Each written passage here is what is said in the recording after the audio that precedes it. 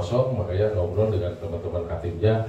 Oke lah, kita ngadain kuliah umum biar teman-teman yang praktek di sini khususnya biar tahu apa itu pelabuhan perikanan. Lanjut. Nih, definisi pelabuhan perikanan seperti adik-adik tahu sendiri. Jadi pelabuhan perikanan itu yang terdiri dari daratan, perairan, dan sekitarnya dengan batas-batas tertentu. Jadi pelabuhan perikanan itu sudah jelas di definisi itu di sini sebagai ada tempat kapal perikanan bersandar, berlabuh, bongkar muat, ikan dilakukan fasilitas keselamatan dan lain-lain. Ini udah jelas. Pelabuhan perikanan itu berarti suatu kawasan, ada daratan, ada perairan di situ. Jadi kalau cuma hanya daratan doang, nggak ada perairannya, nggak dikatakan pelabuhan. Ya, lanjut. Nah, tugas dan fungsi pelabuhan perikanan. Tugas dan fungsi pelabuhan perikanan ini yang mana ya? Ini ada dua. Tugas pemerintahan dengan tugas pengusahaan. Jadi kalau ditanya pelabuhan perikanan punya fungsi itu dua. Fungsi pemerintahan dan fungsi pengusahaan.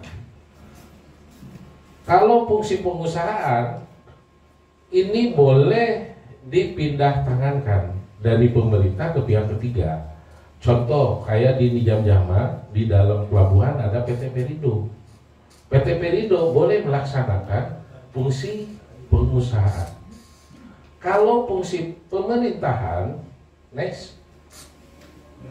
Nah, fungsi pemerintahan ini tidak boleh dipindah tangankan, harus dikerjakan oleh pemerintah, dalam hal ini Kementerian Kelautan dan Perikanan. Seperti halnya di sini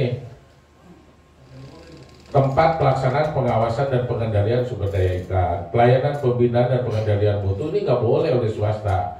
Kemudian di sini ada pelayanan tambat dan labuh kapal perikanan yang dilaksanakan oleh Samandar. Ini nggak boleh swasta melakukan ini harus langsung pemerintah. PPS Kendari boleh nggak dua operator, satu regulator, satu operator? Boleh. Pengusahaannya seperti pas masuk, dermaga dan lain-lain dikelola boleh oleh pihak swasta.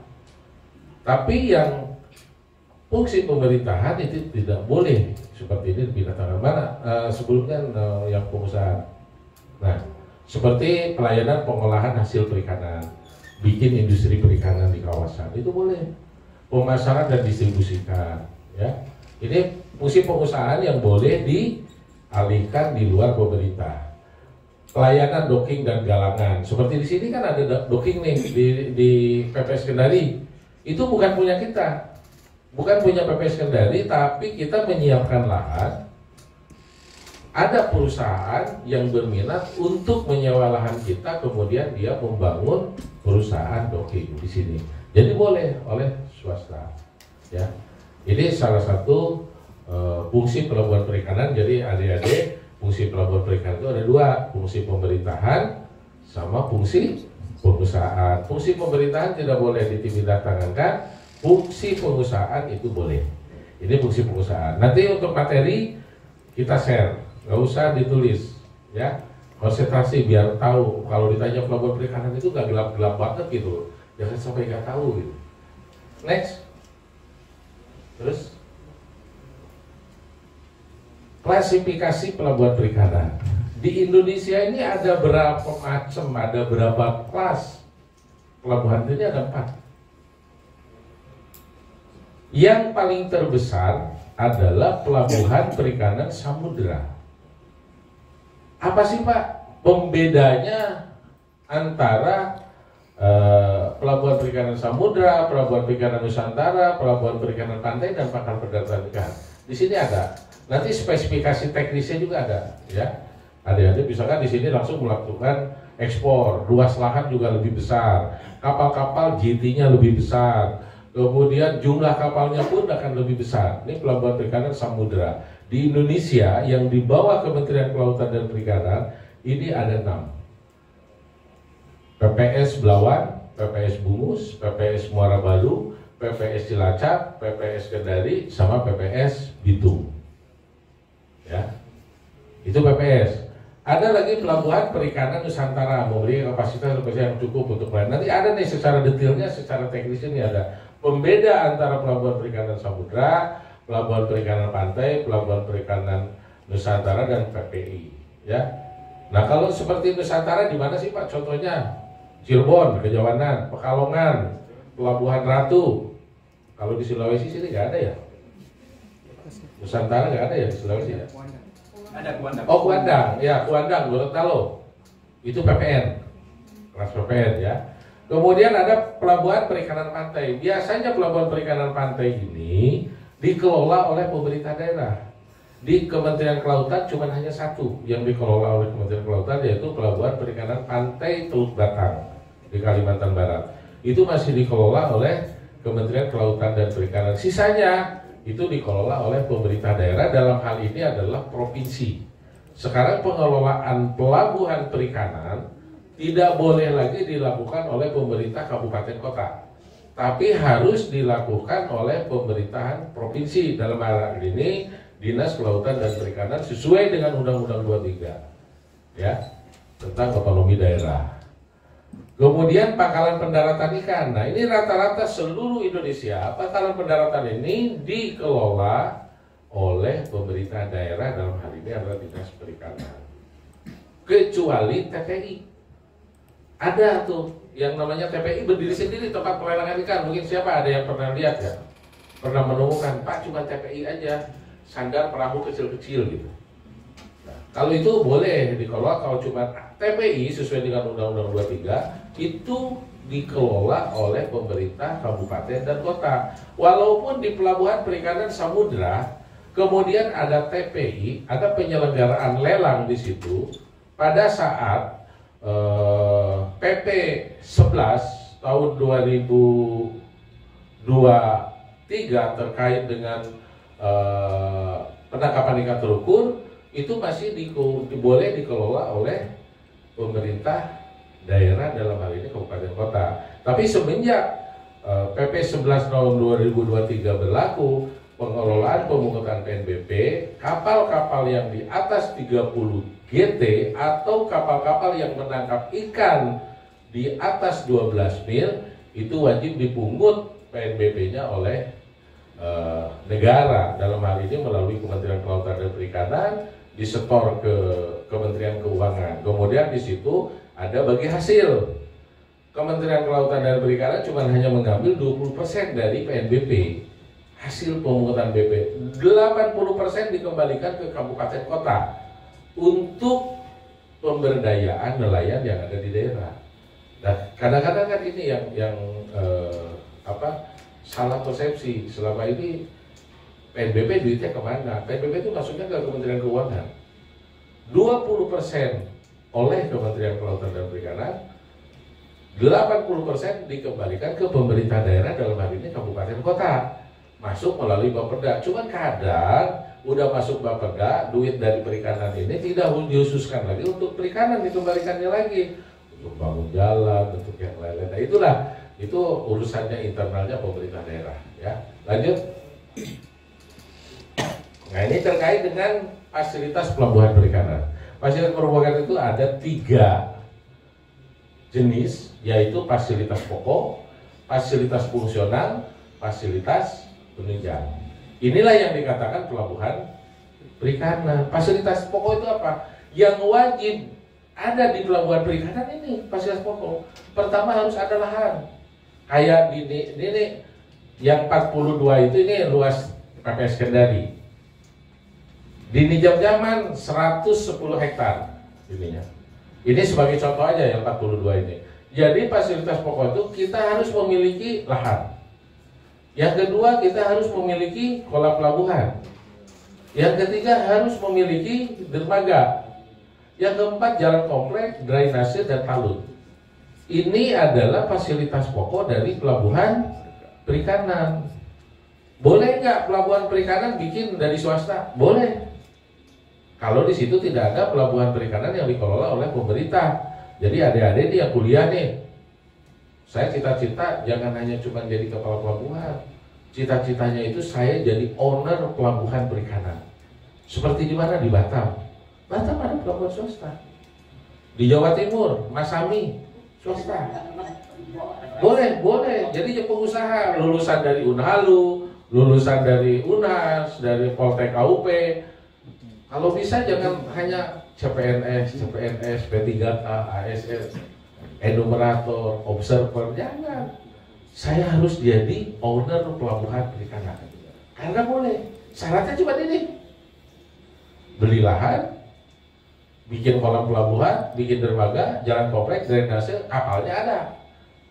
Kalau kapalnya nggak ada, mau didaratin sama apa ya. Kemudian yang kedua adalah fasilitas fungsional. Di sini ada kantor administrasi. Nah ini kalau yang ukuran-ukuran ini adalah salah satu contoh yang ada di PPS Kendari. Jadi ini variatif ya. Ini abaikan dulu nih yang 1326 itu maksudnya ini yang di Kendari ya. Jadi kantor administrasi pelabuhan, TPI, kemudian rampu navigasi, instalasi pengolahan air bersih, instalasi BBM, sumber dalam ya, instalasi IPA nih. Coba. Ini fasilitas penunjang, ada gedung bengkel ya. Jadi penunjang, ibaratnya ini sunnah, boleh ada, boleh tidak ada. Tapi yang wajib di pelabuhan perikanan adalah fasilitas pokok. Jadi udah ada materi ini ya, satu, pelabuhan perikanan itu mempunyai dua fungsi. Fungsi apa? Fungsi pengusahaan dan fungsi pemerintahan dan fungsi pengusahaan. Boleh nggak fungsi pengusahaan dipindah ketinggalkan di pihak swasta? Boleh. Fungsi pemerintahan tidak? Boleh. Yang kedua, klasifikasi pelabuhan perikanan. Ada berapa di Indonesia? 4. Pelabuhan perikanan samudra, pelabuhan perikanan nusantara, pelabuhan perikanan pantai, dan pangkalan pendaratan. Nah, sekarang ada fasilitas. Fasilitas ada berapa jenis? Ada 3. Fasilitas pokok, fasilitas fungsional, dengan fasilitas penunjang. Kalau mau dikatakan pelabuhan perikanan, minimalnya itu harus ada fasilitas pokok, ya. Kalau tidak ada ini bukan pelabuhan perikanan ini namanya ya. Ini mall kalau ada di darat. Nggak ada kolam, nggak ada dermaga, adanya ramen, adanya Jeko. Nah itu mall bukan pelabuhan perikanan. Lanjut.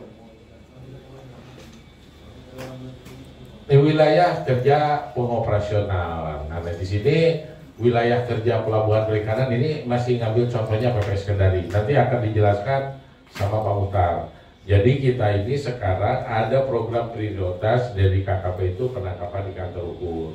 Di dalamnya ada zonasi, ada zona 1, zona 2, zona 3. Di dalam zona itu ada WPPNRI, tempat di mana kita harus menangkap ikan fishing ground. Salah satunya yang di Sulawesi Tenggara ini adalah masuk ke 714. WPP 1714. Masuk zona berapa?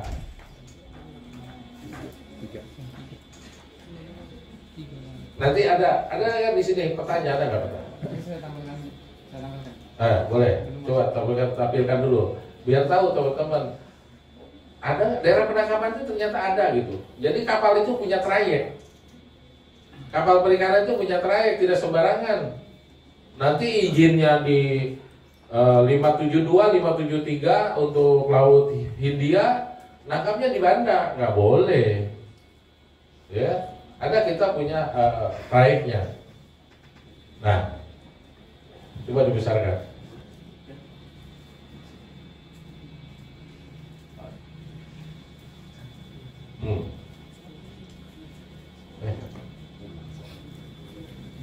Nah, ini zonasi nih.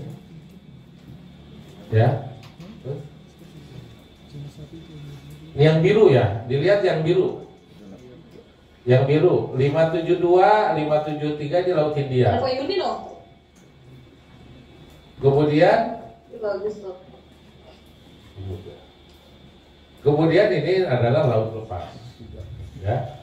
Di sini 711 yang terkenal dengan Laut Natuna. Yang suka rame itu di TV katanya, banyak nih apa yang orang apa kapal-kapal Vietnam, kapal-kapal Cina. Ini di sini nih 711 nih.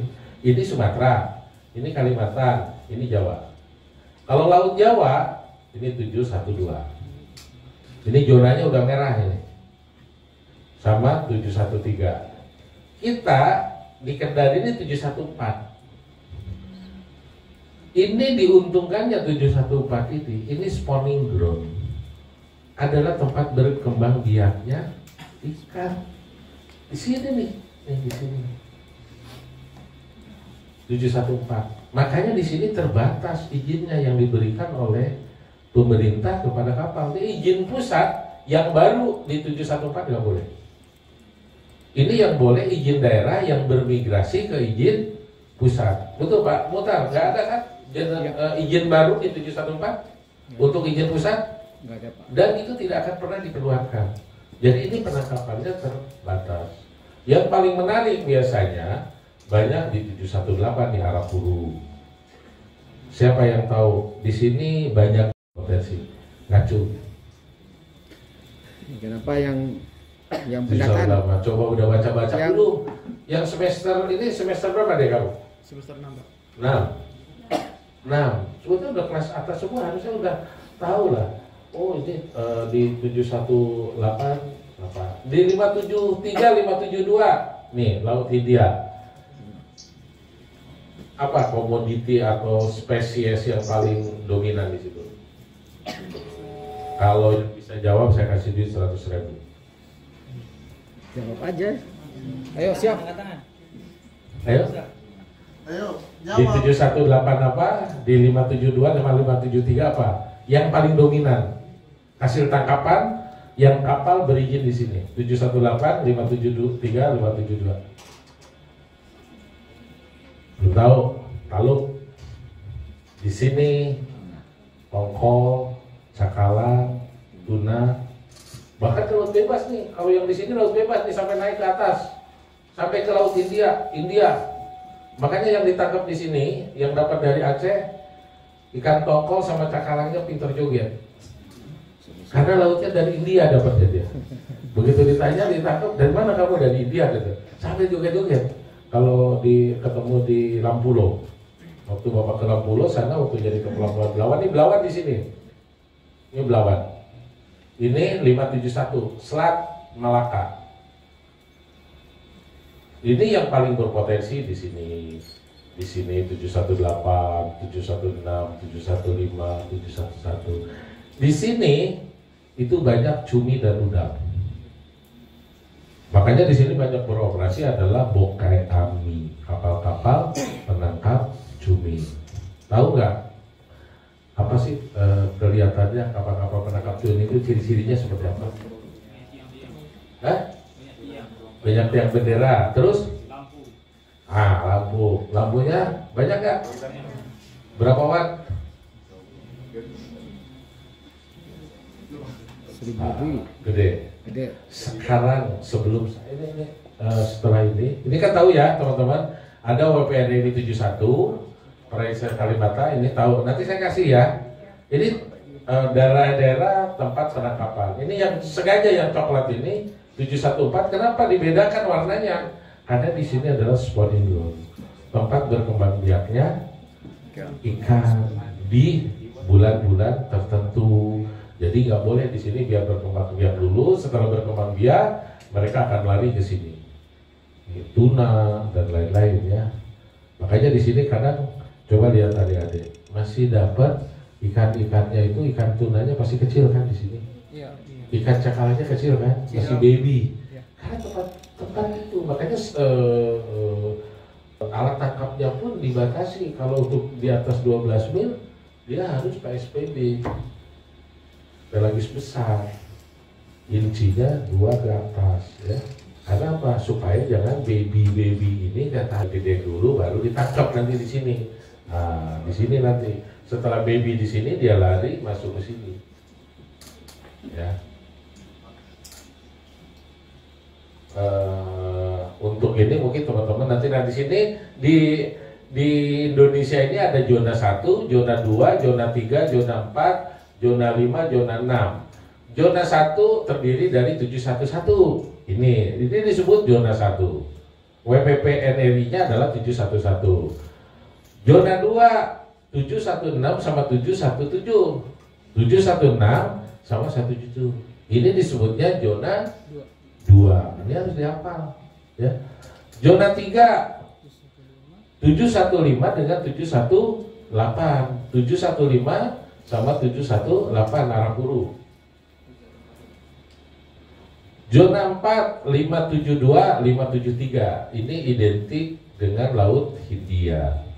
Nanti berbatasan dengan Laut Lepas. Ya. Kemudian 571 ini Selat Malaka. 712 713 identik dengan Laut Jawa. Sama Selat Makassar, Bone. Mana orang Bone di sini? Ada orang Bone? Orang Bone ya? Bone mana? Di Pulau Selatan Pak, yang kampung nggak ada lagi. Nggak ada lautnya ya. Di sana banyaknya kebun coklat sama sapi coklat. Ya. Dia juga orang Bone. Iya kan? Karena saya juga orang Bone, nama saya orang Bone. Istrinya ya orang Bone. Ayunya. Ayu ya. Lanjut.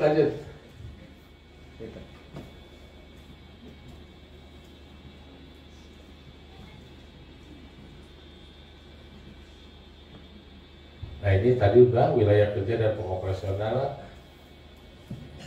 Lanjut. Keunggulan geografis. Nah ini keunggulan PPS Kendari ya. Ini nanti bisa dibaca lah. Kalau Bapak menyampaikan secara umum pelabuhan perikanan. Nah ini secara spesifik ini adalah PPS Kendari. Jadi berada di 714 Laut Banda dan Teluk Tolo. WPP 715 Laut Maluku, Lokal Maera. Ini adalah keunggulannya. Artinya di sini potensi ikannya banyak. Namanya tempat beranak pinak ikan kan nggak mungkin nggak ada ikan kan? Cuman menangkapnya dibatasi. Caranya bagaimana dibatasi? Dengan alat tangkapnya. Harus pakai alat tangkap yang tidak boleh menangkap baby tuna kah, baby cakalang kah, tidak boleh. Karena kalau ditangkap babynya nanti bagaimana mau besarnya, dibitung jadi nanti kecil ikan tunanya ya. Kemudian di sini luas lahan nih 42. Di sini jadi adik-adik kalau udah lulus jadi pengusaha masih luas tuh di sini tanah PPS Kendari. Kalau mau disewa dikontrakan, mau bikin pengolahan, mau bikin docking, mau bikin apa, kafe, kopi shop yang ke laut itu boleh ya. Jadi jangan cita-citanya pengen jadi ASN semua. Harus keluar kampus, di wisuda jadi pengusaha. Jadi pengusaha, jadi owner, justru kita bisa menyerap tenaga kerja dari lulusan-lulusan itu. Ya. Saya kira mungkin kalau dari Bapak cukup sekian.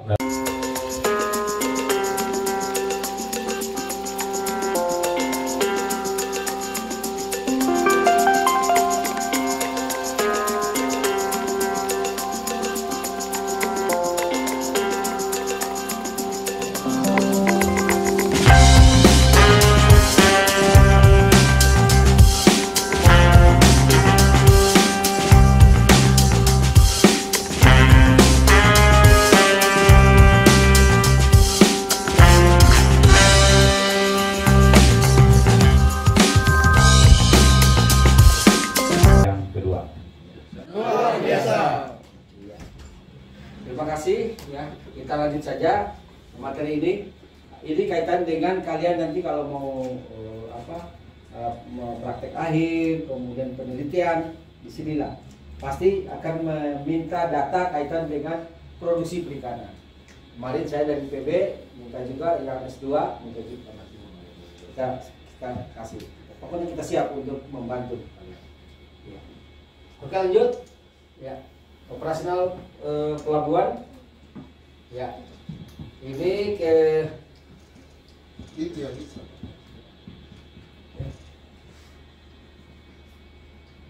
ya. PPS Kendari perusahaan ada di dalam pelabuhan ada 76 perusahaan ya. Ini ada beberapa ini yang industri 27, kemudian yang penunjang 25. Selain itu ada juga perorangan maupun yang pembeli kapal. Oke, kemudian kapal yang di Pepes Kendari ini ya sebanyak 419 ini. Tapi ini fluktuasi ya, ada yang pergi datang pergi gitu. Biasa sekarang ini banyak juga yang masih di luar daerah belum kembali. Ya, kemudian yang tadi itu yang ada WPP 714 ini ya.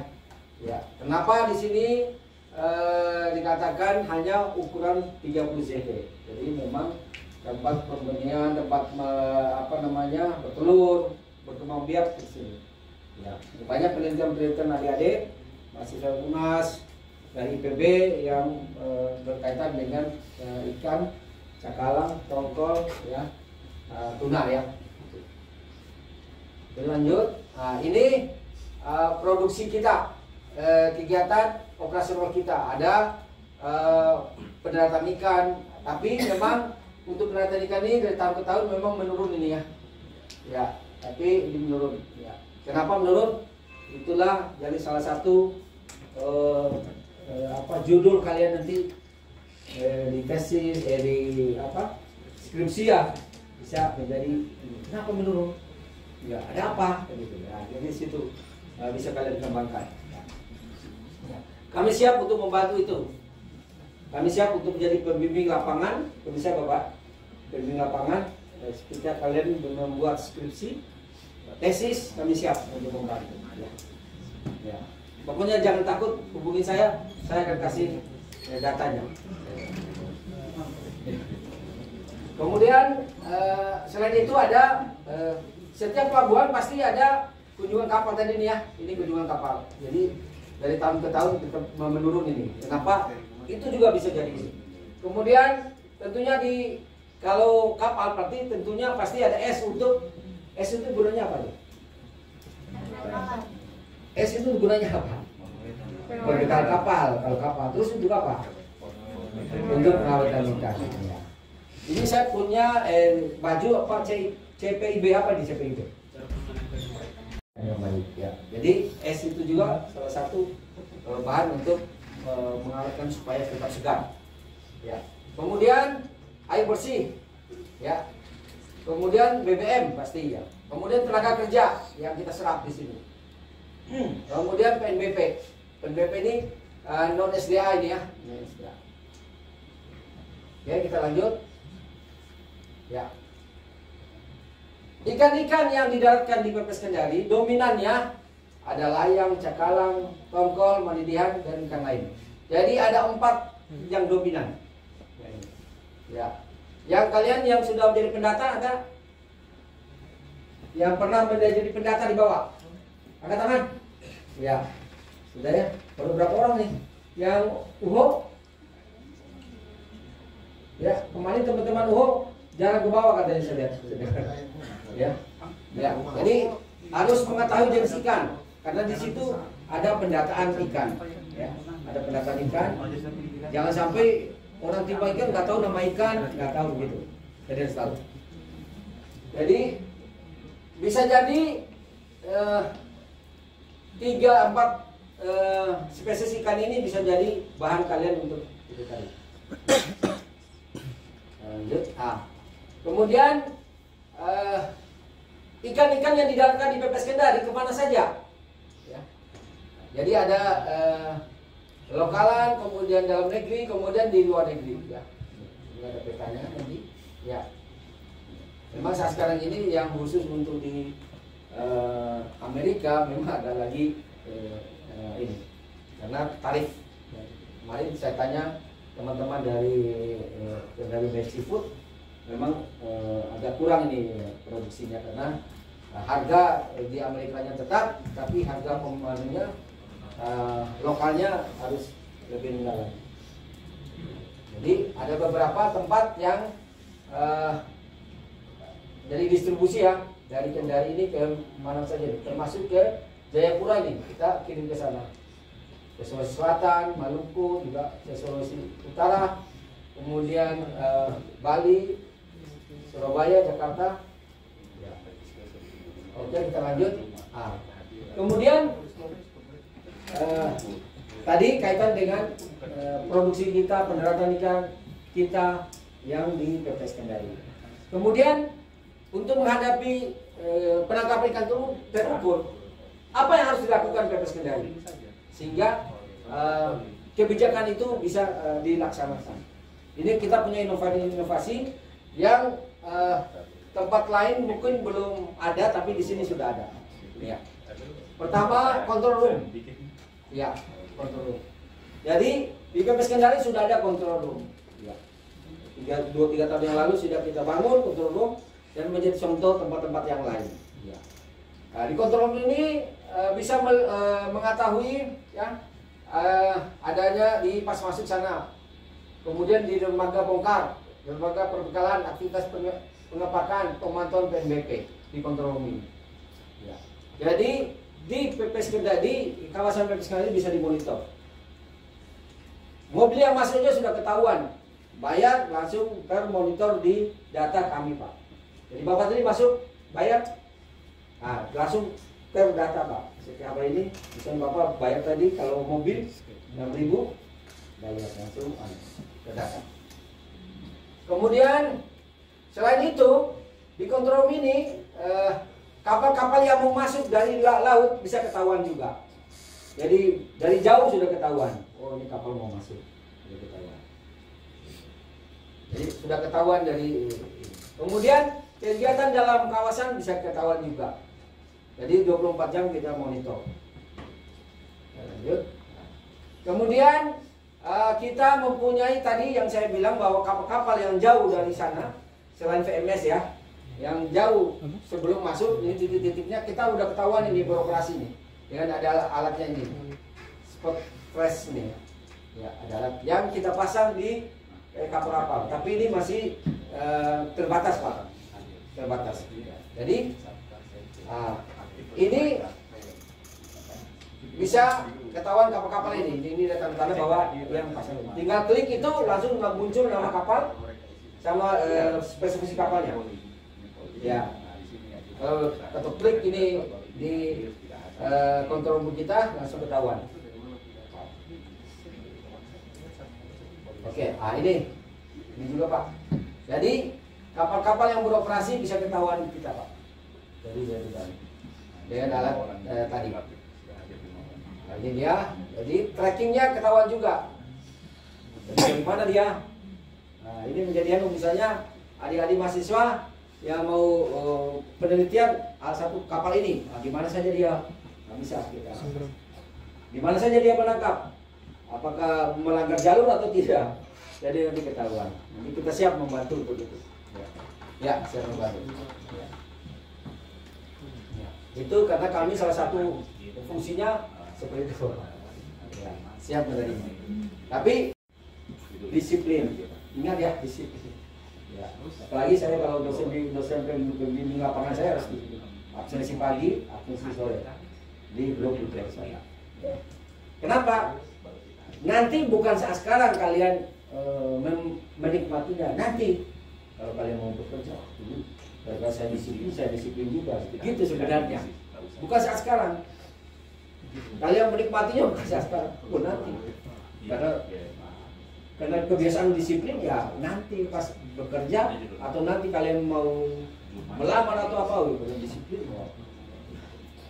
Ya. Ya, jadi minta maaf bukan saya ini harus kalian tapi supaya kalian ingat Pak Muka dulu.